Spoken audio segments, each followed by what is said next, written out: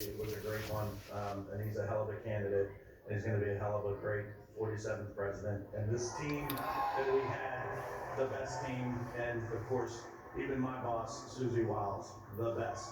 Thank you. Thank you, and thank you, Susie. Look at this, she's shy. I've never seen her be shy before. Susie, they're great. Everybody up here is great. Everybody up here is very special. But the Trump, who did you say?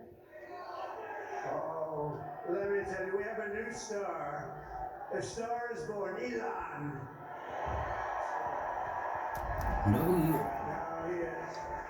No, He's an sasa. amazing guy. We were sitting together tonight. You know, he spent 2 weeks in Philadelphia and different parts of Pennsylvania campaigning.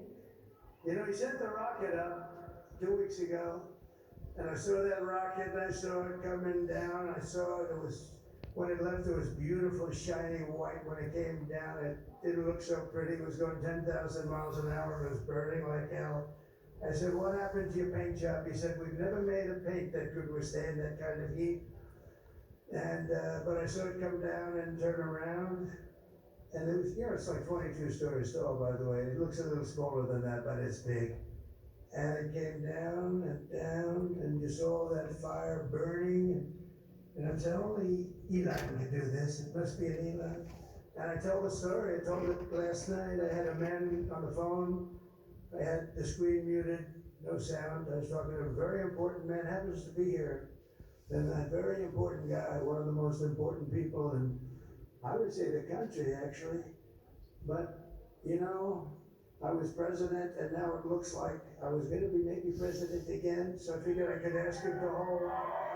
So I asked him to hold, and because, especially because you're going to be president again, they hold. So I took the phone down, and I'm looking at the screen. I'm seeing this crazy thing that's going around and coming down. It looks like it's going to crash into the gantry.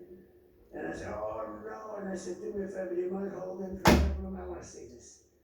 I thought it was a space age movie or something. I put the phone down, but I didn't pick it up for 45 minutes that he was holding.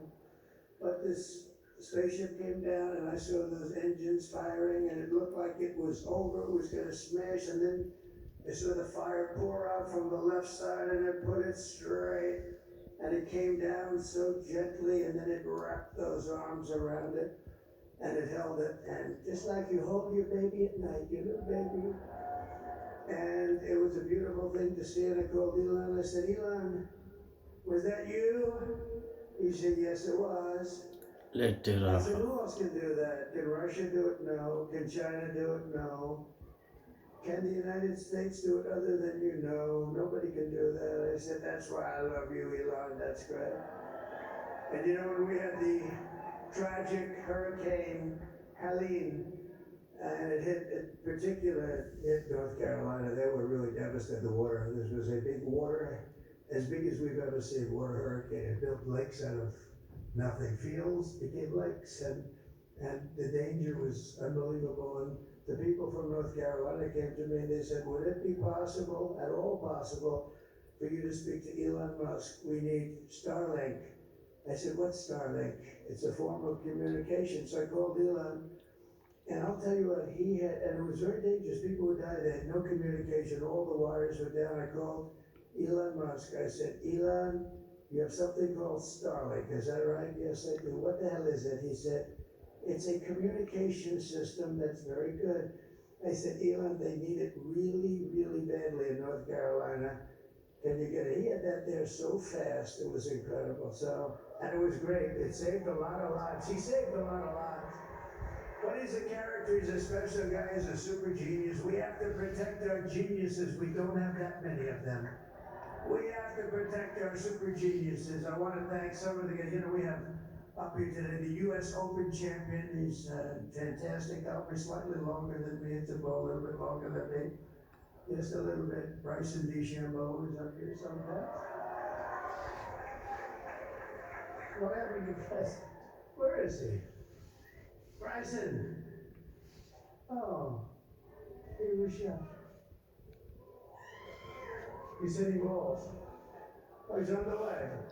He's hitting balls. Bryson. Oh, look at him.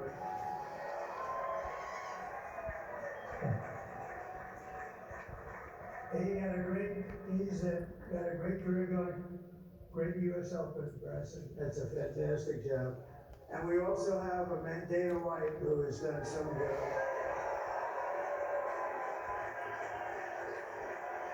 He's a tough guy.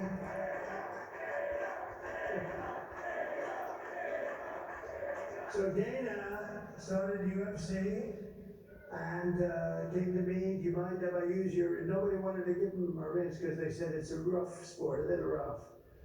And I helped him out a little bit, and I went, and I said, this is the roughest sport I've ever seen, but I began to like it, and he loved it, and nobody's done a better job in sports. And you know, he's a very motivational kind of a guy, what he does. He gets these fighters, and they really go at it. And it's become one of the most successful sports enterprises anywhere at any time. It's doing so well. I'd like to ask Dana just to say a couple of words because people love to hear from him.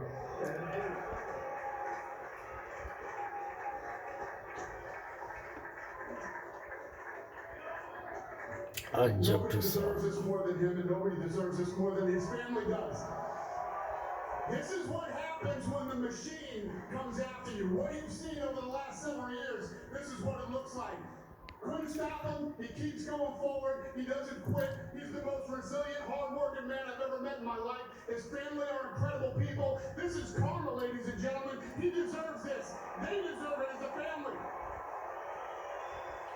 I want to thank some people real quick. I want to thank the Nell boys, Aiden Ross. Stories are job.